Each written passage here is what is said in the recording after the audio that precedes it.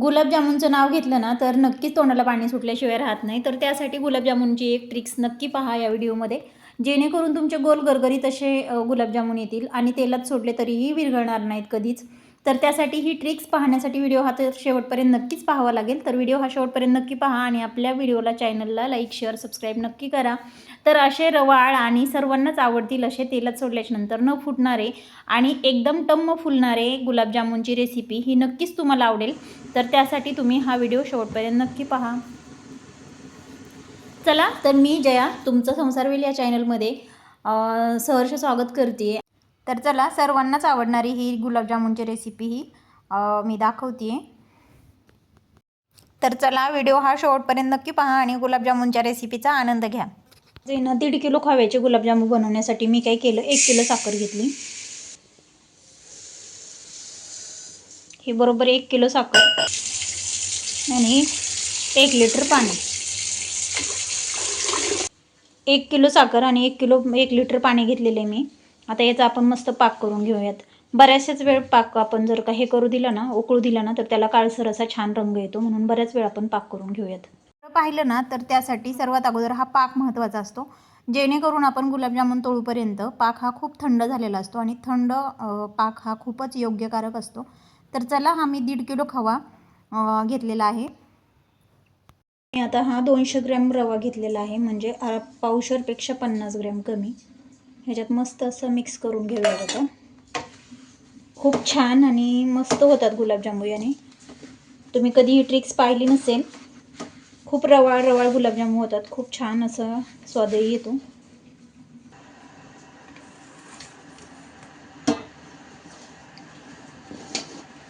तर हे छान असं मळून घेतल्याच्या नंतर आता आपण याचे गोल गोल गोळे करणार आहोत, छोटे छोटे.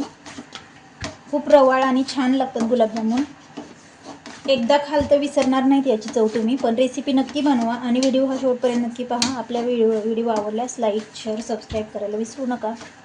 करायचं त्या जो पाक बनवायला टाकला ना त्याच्यामध्ये अशा 7 ते 8 विलायच्या आपण फोडून घेऊन टाकणार आहोत त्याच्यामध्ये. आता आमच्या भागामध्ये ना लाईट गेलेली आहे, त्याच्यामुळे मी असा शॉर्टकट निवडला आहे. आज सकाळपासून लाईट नाही आहे आणि आता ही बारीक झालेल्या आहेत त्या विलायच्या. हे सालींसहितच आपण याच्यामध्ये टाकून ठेवणार आहोत विलायची, कारण की छानही दिसेल आणि स्वादही छान येतो सालीसहित याचा. आता मी जो पाक करण्यासाठी ठेवलाय ना त्याच्यामध्ये ते विलायची टाकून घेतली मी.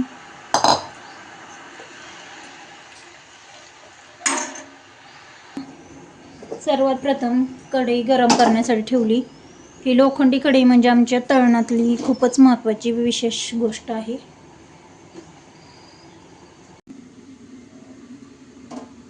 कधी पण पहा, लोखंडी कढईमधलं तळण आणि तेल तापण्याची क्षमता खूप छान असते. आता मी तेल गरम करण्यासाठी ठेवले, तोपर्यंत आता आपण गोल गोळे करून घेऊया त्याचे.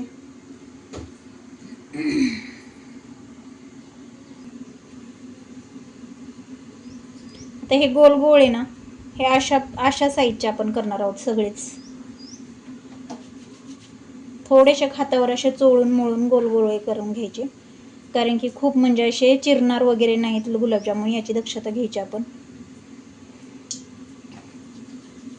सगळे असे गरगर गरगर गोल हातावर फिरवत राहिलं ना तर अशा गोल आणि मऊसूद गोळ्या होतात याच्या.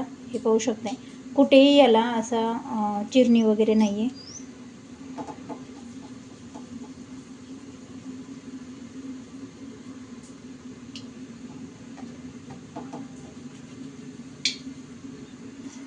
आता मी काय केलं माहिती आहे का, थोडे तळणापुरतेच असेच गोल गोल गोळे करून हे, कारण की सगळे एक सोबत करायचे म्हटलं ना तर खूप वेळही लागतो, तळण्यालाही तेवढाच वेळ लागतो. म्हणून मी काय केले, हे असे करून घेतले. तर आपण तेलात सोडूयात. हे आता आपण गरम झालेले तेल असं मस्त तेलात सोडूयात. खरं पाहायला गेलं तर आजकालच्या हल्लीच्या मुलांना निर्भेळ असं खायला असं काही भेटतच नाही, परंतु खवा हा आमच्या गावातून खरंच प्युअर असा 100% म्हणजे एकदम निर्भेळ असा खवा भेटतो. त्याच्यामुळे मी गावाकडं काल गेल्याच्या नंतर 1.5-2 किलो खवा आणलेला होता. आणि आता ते हे तळून घेऊपर्यंत याच्या गोल गोळ्या करून घेऊ आता आपण. खूप असं हातावर चोळून चोळून गोल गोळे करायचे. गुलाबजामुन हे सर्वांनाच आमच्यात आवडतात. तेही फ्रेश दुधाचे. आमच्या गावामध्ये जी भट्टी आहे, मी कालच्या व्हिडिओमध्ये दाखवलेलं आहे, खूप स्वच्छ आणि निर्भेळ असा खवा भेटतो. त्याच्यामुळे आम्ही जेव्हा कधी गावाकडे जातो तेव्हा घेऊन येण्याचा प्रयत्न 100% करतो.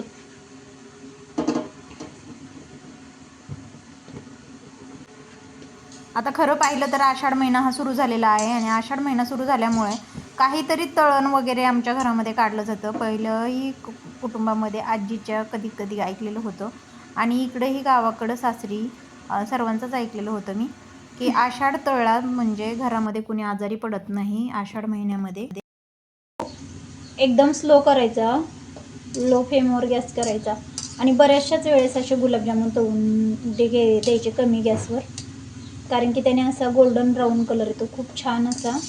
हे पाहू शकते, कमी मंद आचेवर तळल्याच्या नंतर याला आतमध्ये शिजूनही निघतात आणि खूप छान असा कलर येतो.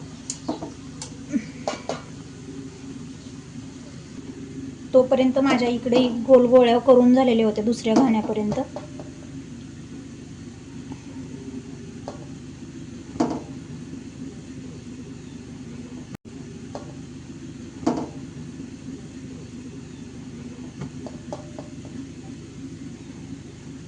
आपल्या चॅनलला भरभरून प्रतिसाद चालू आहे तुमचा सर्वांचाच.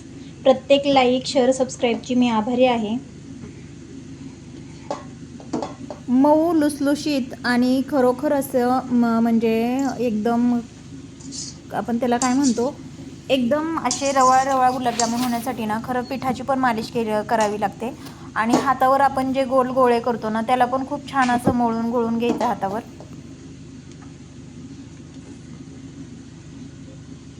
मंद आचेवर तळलेले गुलाबजामुन खूप टम्म फुगतात आणि अशा प्रकारचा त्याला रंग सुरेख येतो. पाहू शकते, खूप छान रंग आलेले आहे. आता हे आपण काढून घेऊयात. आणि शक्यतो गुलाबजामुन हे पसरट भांड्यामध्ये काढून घ्यायचे. पसरट भांड्यामध्ये याच्यामुळे काढून घ्यायचे की ते एकमेकांवर पडल्याच्या नंतर त्याला आकार हा वेगळा येऊ शकतो. गोल गरगरीत आकार राहण्यासाठी ते पसरट भांड्यामध्ये काढून घ्यायचे गुलाबजामुन. आणि थोडे थंड झाल्याच्या नंतर जरी टाकले एकमेकांचे जास्त असे म्हणजे एकावर एक तरी पण चालते.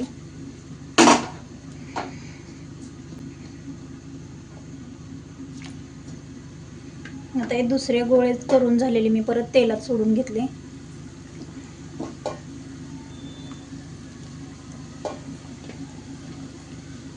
सर्वांच्याच आवडीचा पदार्थ आहे हा. व्हिडिओ आवडल्यास लाईक, शेअर, सबस्क्राईब नक्की करा आणि रेसिपी एकदा ट्राय करा.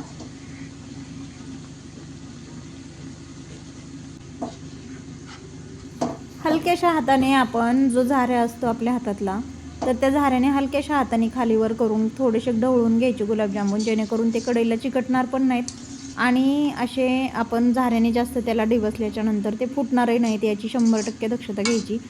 कारण की गोल गरगरीत गुलाबजामुन हे जेव्हा तेलात सोडतो तेव्हा विरघळण्याची शक्यता असते, परंतु आपण जी ट्रिक्स वापरली आहे त्या ट्रिक्समुळे कधीही गुलाबजामुन तुम्ही तेलात सोडल्याच्या नंतर म्हणजे विरघळणार नाही याची मात्र खात्री नक्कीच आहे.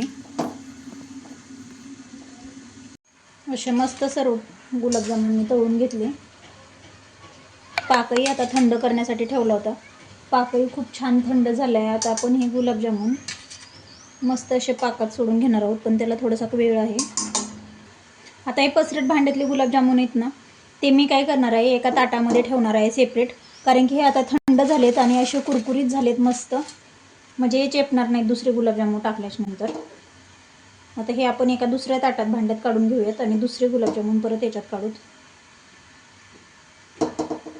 आता हा म्हणजे राहिलेला होता सर्वात शेवटचा घाणा. सर्व गुलाबजामुन एकाच रंगाचे, एकाच साईजचे असे खूप छान अशा गोळे करून घेतले मी. आणि आता हे पाहू शकताय, हा पाकही खूप छान झालेला आहे. आता हा थंड करण्यासाठी मी 1 ते 1.5 तास तसाच ठेवणार आहे. याच्यामध्ये वेलची ही पहिल्यांदाच कुटून टाकल्यामुळे पूर्ण पाकाला असा स्वाद वेलचीचा आलेला आहे खूप छान. आता आपण हा थंड करण्यासाठी ठेवणार आहोत. जवळजवळ 1 ते 1.5 तास थंड करूयात, म्हणजे मग काय होईल, ते गुलाबजामुनचे साल वगैरे जात नाहीत आणि गरम ह्याने याच्यावरची कवरिंग जाते आणि खूप असं म्हणजे हिदी गुलाबजामुन झाल्यासारखे होतात. त्याच्यामुळे काय करायचं, कधी पण थंड झाल्याच्या नंतर पाकही थंड होऊ द्यायचा आणि गुलाबजामुनही तळल्याच्या नंतर 1 ते 1.5 तास असे मस्त हवेशीर ठेवायचे आणि त्याच्यानंतरच त्याच्यामध्ये पाक ओतून घ्यायचा. तर हे मस्त गुलाबजामुन असे मी पसरून ठेवलेले आहेत मोठ्या पाटीमध्ये. आता या गुलाबजामुनचे पाव साईज संपूर्ण गुलाबजामुनची एकसारखी साईज आणि खूप छान असा रंग आलेला आहे एकसारखा. तर आता आपण याला 1 ते 1.25 तास असंच थंड हवेचे म्हणजे ठेवणार आहोत हवेमध्येच, कारण की गरम गुलाबजामुनमध्ये ओतल्याच्यानंतर ते असे दबले जातात किंवा वाकडे तिकडे अशी साईज येते. त्याच्यामुळे हाही थंड होऊन देणार आहोत आपण आणि पाकही थंड होऊन देणार आहोत. हे बऱ्यापैकी थंड झालेत गुलाबजामुन पण आणि हे आपला पाक पण. आता हे वेलची पूड आणि ते टाकल्यामुळे मी अशा पद्धतीने त्याला कलर पण आला आहे आणि बरेचसेच वेळ उकळू दिले. आता आपण हे मिक्स करू. अगोदर असे थोडे थोडेच टाकून घेऊ. आता हे पाहू शकते मस्त असे भिजतील आता छान.